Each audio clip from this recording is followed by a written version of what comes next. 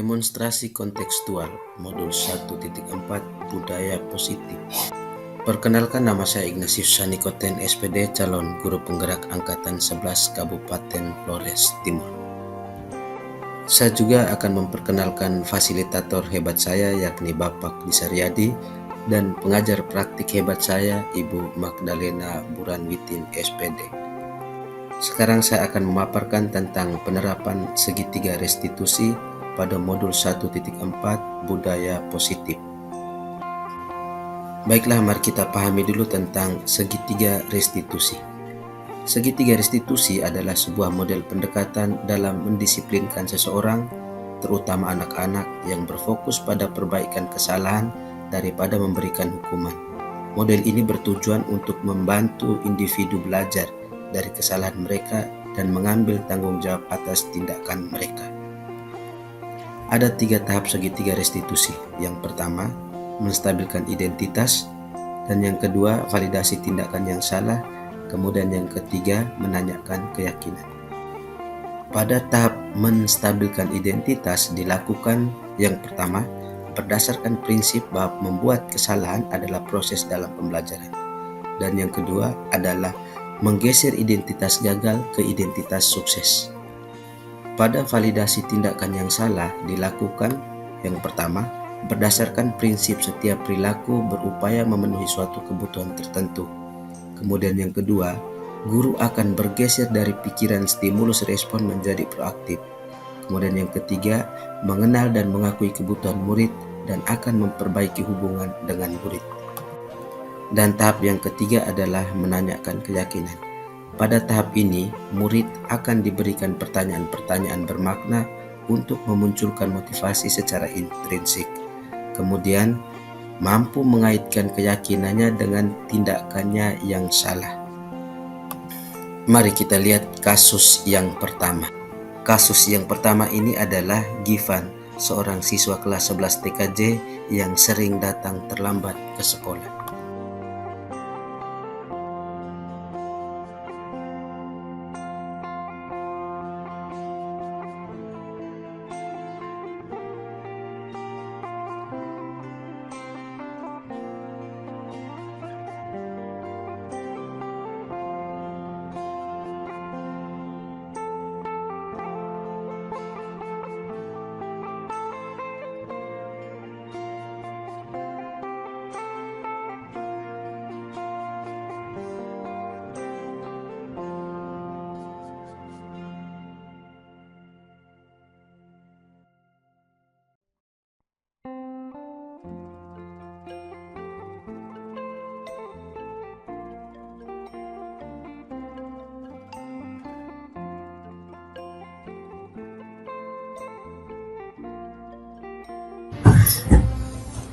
Selamat pagi, Givan.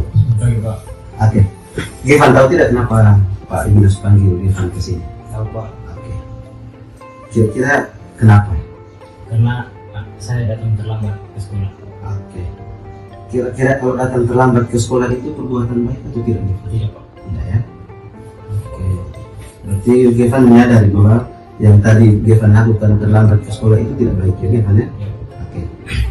Givan, coba ceritakan kenapa kamu datang terlambat ke sekolah. Saya sering datang terlambat karena saya bangun pagi terlambat, Pak. Jadi bangun pagi terlambat. Ya. Oke. Givan tinggal di mana? Di Pohon. Jauh ya? Ya. Berarti harus cepat bangunnya. Ya. Oke Givan, kira-kira tadi malam tidurnya jam berapa? Sekitar jam 12 lewat. Kamu Givan buat apa sehingga tidurnya sampai jam begitu? Saya sering main game, Pak. Main game ya? Oke Givan, tidak apa-apa. Oke Givan, Pak Guru sangat menghargai walaupun kamu terlambat, tetapi kamu berusaha untuk ke sekolah, tidak absen hari ini ya Givan ya. Itu hal yang baik dari Givan, tetapi perlu diingat Givan adalah siswa. Jadi malam itu aktivitas malam misalnya main game itu harus dikurangi Givan ya. Oke. Givan masih ingat ya kita punya kesepakatan kelas yang sudah kita buat? Masih ya? Coba Givan sebutkan salah satunya. datang tepat waktu ke sekolah Pak. Oke, datang tepat waktu ke sekolah ya. Ya. Oke, jadi yang tadi Gevan lakukan itu sudah melanggar kesepakatan sekolah. Ya. Oke, oke Gevan, benar sekali jawaban Gevan tadi. Jadi ketika Gevan datang terlambat ke sekolah itu sesuai dengan kesepakatan kita atau tidak? Kalau kan berdasarkan kesepakatan sekolah tadi itu sesuai atau tidak? Tidak. Tidak sesuai itu. Oke, di sini Pak tidak menyalahkan Gevan, Pak, dan Pak juga tidak menghukum Gevan. Pak guru akan membantu Gevan untuk mencari solusinya atau jalan keluarnya supaya Gevan tidak terlambat lagi ke sekolah. Bisa ya Gevan ya? Oke. Kira-kira apa yang bisa Gevan lakukan agar tidak terlambat datang ke sekolah lagi? Saya akan mencoba bangun lebih pagi lagi Pak. Oke, terima kasih. Oke, betul sekali ya Gevan ya. Ya Pak. Dan juga tidur malamnya juga harus lebih awal Ya Pak. ya, jangan main game lagi. Oke, kira-kira kapan Gevan memulai untuk tidak datang terlambat ke sekolah ini? Mulai besok. Mulai besok ya, betul ya. Betul. Oke, jadi mulai besok Pak Guru akan lihat Gevan tidak terlambat lagi itu. Karena ini juga kesepakatan kita bersama dan juga kesepakatan Gevan dengan Pak Guru di sini. Oke, baiklah Gevan. Pak Guru ingin hanya supaya Gevan menjadi anak yang baik, taat akan peraturan yang ada di sekolah. Oke ya. Bagaimana Gevan? Menurut Gevan? Menurut saya, terima kasih atas nasihat baiknya Pak ke saya. Oke. Saya akan berbuat baik lagi dan tidak akan terlambat lagi. Oke. Tidak akan mengulangi lagi. Oke, terima kasih Gevan. Oke, mari kita sama-sama untuk menyukseskan tujuan pembelajaran tadi, terutama tidak boleh terlambat lagi Gevan ya. Sukses selalu Gevan. Terima kasih Pak. Terima kasih banyak. Oke, silakan ke kelas. Terima kasih Pak.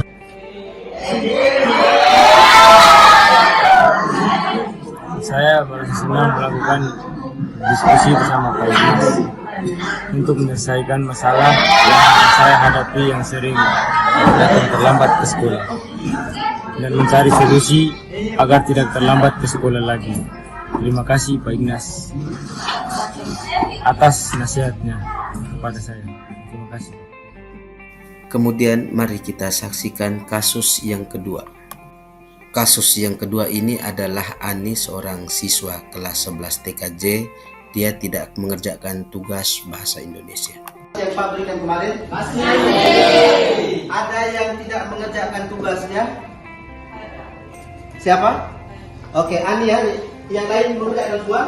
Ya. Hanya Ani saja yang tidak mengerjakan tugas. Oke, Ani, nanti sebentar nanti akan bertemu dengan Pak Guru di kantor. Oke? Silakan masuk Ani. Ya, selamat pagi. Oke, Ani. Silakan duduk.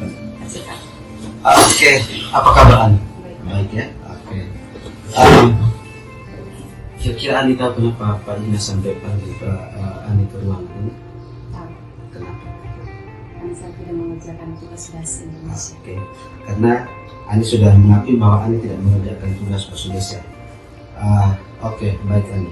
Kira-kira kalau Ani tidak mengerjakan tugas yang saya berikan tadi, apakah itu perbuatan baik atau tidak? Tidak ya? Oke. Berarti Ani tahu bahwa tidak mengerjakan tugas itu salah satu tindakan yang tidak baik dilakukan.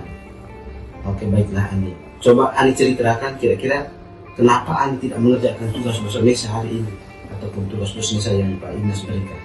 Saya lupa membawa tugas yang Pak berikan. Jadi Ani ketika saya berikan tugas, Ani lupa untuk di rumah bongkar untuk kerjakan tugasnya ya. Hanya lupa saja Ani ya. Oke.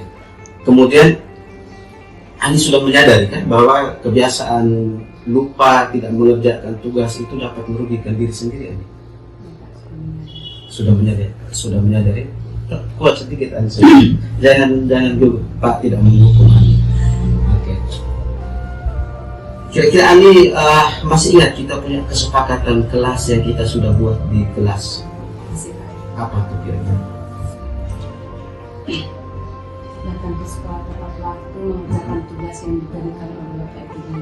Oke, terutama mengerjakan tugas yang diberikan oleh saya ya, Pak Ignas ya. Tadi Pak Ignas, kemarin Pak Ignas ada kasih tugas bahasa Indonesia, Ani tidak mengerjakan. Berarti Ani sudah lupa kesepakatan kelas kita, ya Ani ya.